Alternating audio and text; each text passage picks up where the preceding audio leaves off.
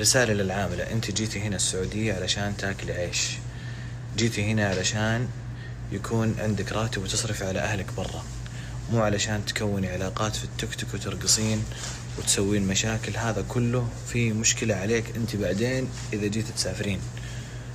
ممكن يصير عليك سجن، ممكن يصير عليك غرامة، فانتبهي من هالأمر. Egaa viidiyoo kana shamarran gola madaamii hojjechaa jirtan hunda keessaniif. Inni kuni namichi kuni biiroo keessa kan inni hojjetu imbaasidha jechuudha. Sirriitti wanti isin beekuu qabda. Wantoonni inni dubbatuu fi inni jedhu isa sirrii fi isa dhugaadha. Egaa walee jaan qabdu jaakee wajjin nuuf dhuftu warroonni jettani waleen jaanii qabdi jaashee wajjinis isinii dhufuuf qophii xumuraarti. Isinis immoo akka laayik sheer gootanii jajjabeessitan. Egaa viidiyoon irra qabadhee ani gara keessan dhufe jechuudha. Akkuma jalqaba irratti dhageessan jechuudha. Innaa namichi kun araba keessatti viidiyoo isa baay'een hordofa jechuudha. Namni isa hordofu biyyoota arabaa keessatti ulaagaalee biyyoota arabaa maaltu akka nama barbaachisu sirriitti hubannoo qaba jechuudha.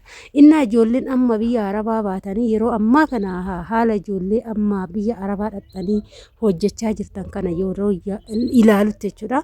Kaayyoo keechan karaatti hambisuu ofirraan miidhaa ga'uu rakkoo ofitti fiduu madaamin akka bilbila sinirraa fuutu gochaa jirtu jechuudha. Yoon kana siniin jedhu viidiyoo singola madaamii keessa teessanii hojjettan haalli isin ittiin hojjettanii haala seera cabsaadha jechuudha. Keessattuu ijoollee Saa'ud Arabiyaa keessa hojjettan of eeggannoo ciccimaatu isin barbaachisa jechuudha. Of eeggannoo hangana jedhama. Ani waggaa 6 Saa'ud Arabiyaa keessa hojjedheera jechuudha. Biyyoota Saa'ud Arabiyaa jechuun baay'ee ulfaata.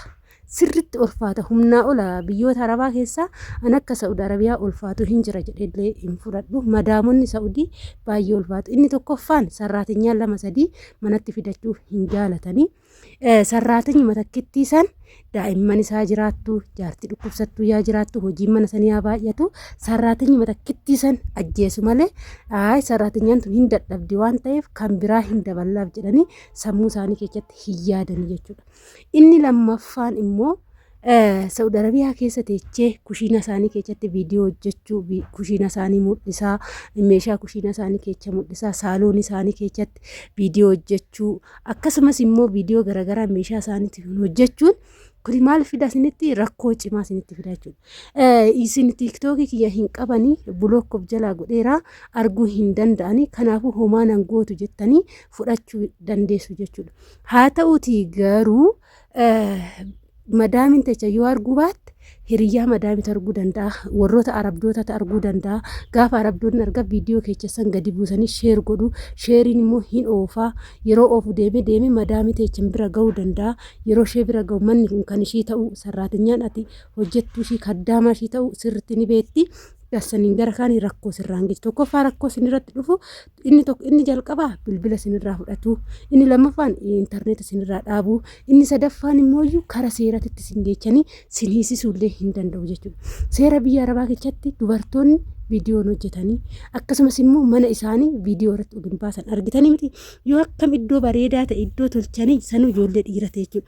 Viidiyoo inni isaan bakka achumatti tolchanii waan akka nyaataa waan akkasii irratti viidiyoo muraa isinaab irratti malee isaan baay'ee tiktookii kana irratti viidiyoon hojjetanii viidiyoo kan tiktookii kan irratti beekamu abashuma keenya jechuudha.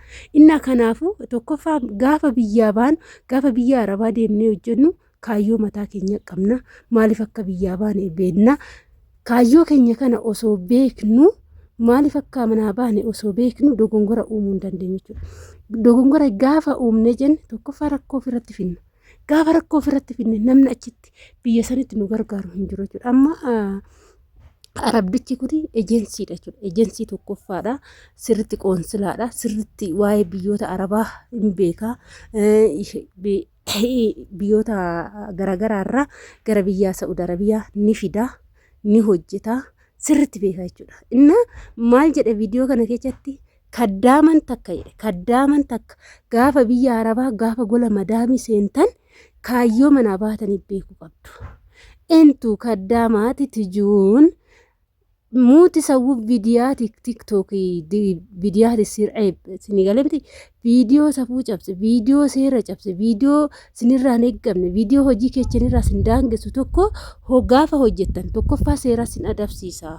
Lammaffaa immoo kaasasantanii gaafa biyya hin galla jettan biyya galuu miti gara sijaniitti sin geessa, gara mana hidhaatti sin geessa, rakkoo sinirraan ga'uu danda'a. Madaamiin ta'e kana sababeeffattee mindaa sin dhoggachuu dandeechi. Akkasumas sin baastee sin gatuu dandeechi. Kun immoo rakkoo sinirraa fida waan ta'eef waan manaa baatanii beetanii keessattuu hanga kontiraata keechaaf fixattanitti hanga waggaa 2 daragattanitti waan hojjettan of eeggannoodhaan hojjechuu qabdu. Madaamiin ta'e gaafa waan badaa sinirratti argite gaafa jalqaba rakkoo sinirraa fiduu barbaaddu intarneeta sinirratti cufti. Itti aansuudhaan immooyyuu bilbila sinirraa fuuti akka maatitti hin dawwalanne akka biirootti hin dawwalanne sin ukkaamsiti, sagalee keessa sin ukkaamsiti sababa viidiyoo hin taane viidiyoo mana ishii gadi baastaniin sababa akkasiitiin rakkoon gaafa sinirraa gahe namni sin dhaqqabee rakkoo kana keessaa sin baasu hin jiru. Gaafa viidiyoo sun mul'ate immoo kan dhagaanirra kan arganitti amanu waan ta'eef seerrillee itti amanee adabbii sinirratti ga'uu danda'a. Kanaafuu kaayyoo manaa baataniif abjuu manaa baataniif beekadhaatii gola madaamitu jedha. Amma yeroo baay'ee viidiyoo wasan sinifan fida mikinisaa gola madaamii, meeshaa gola madaamii akkasumas immoo wantoota garagaraati ijoolleen fiddanii kan viidiyoo irratti hojjettanii yeroo sanitti isin akka viidiyoo isinii bu'aa hin buusne kan wanta akkasiin hin goone viidiyoo san gaafa gadi baastanii gara miidiyaa tokkoffaa warri koomantarii itti sin arrabsu itti sin jeequ viidiyoon amma hundi keenya ni hojjenna viidiyoo akkamitti hojjechuu qaba. Viidiyoo akkamiin gadi baasuu qaba gara uummataatti jennee sirriitti yaaduu qabna malee amma mana kiyya kana keessatti akka barbaadetti viidiyoo hojjechuu nan danda'a. Sababiin isaa mana dhuunfaa kootiiti waan ta'eef yoon ofii kiyya of taazzabee maalan hojjechaa jira hojiin kiyya kun maalidha jedhee sammuun kiyya hilliinaan kiyya gaafa naan lole hilliina kiyya san dhaggeeffadhee wanta keessi kunaan jedhu san dhaggeeffadhee tanan viidiyoo narraa deemu tokko hojjechuu qaba malee gaafa keessa ofiin dhaggeeffanne viidiyoo namarraa deemuyyuu viidiyoo nama wajjin deemuyyuu hojjechuun hin jiru jechuudha.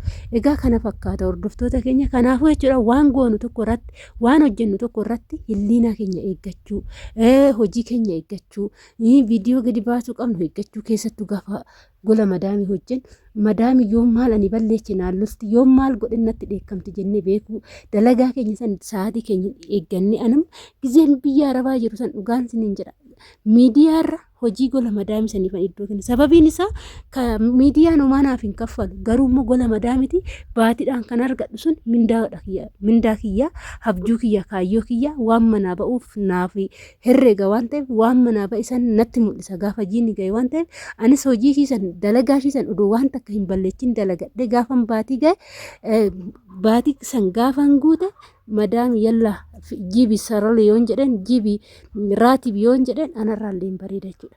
Ani immoo mana shiisan keessatti gabaatii tokko guututti takkaa viidiyoon taaniin gadi ba'ee takkaa dalagaa mana shiisa seeraan hin hojjenne yoo ta'e madaamin mindaa siif hin kennu gola kiyya keessatti mana kiyya keessatti waan akkana balleessitee hirtettee gaafa natti agarsiiste mee akkamittan dubbadhaa siniin jechuun affeerraa kooti egaa kana fakkaata. Yaadaaf qeeqa yoo qabaattan saanduqa koomentii jalatti barreessaa. Viidiyoo kana laayik sheer gochuudhaan nu jajjabeessaa siniin jenna. Warroonni walee jaan qabdatan jaanan qabaa jaa wajjina sinii dhufa siniifin hojjedha. Isinis immoo na jabeessaa jabinna keechani kana ni barbaadu. Hojiin kee ani hojjedhus hojii sin fakkaatu hojii gola madaamii fakkaatu malee hojii zimbiloo hin hojjedhu siniin jechuun affeerraa kooti. Egaa kana fakkaataa turtiin wajjin gootaniif ulfaadha galatooma hanga viidiyoo biraatti walitti deemtu turtii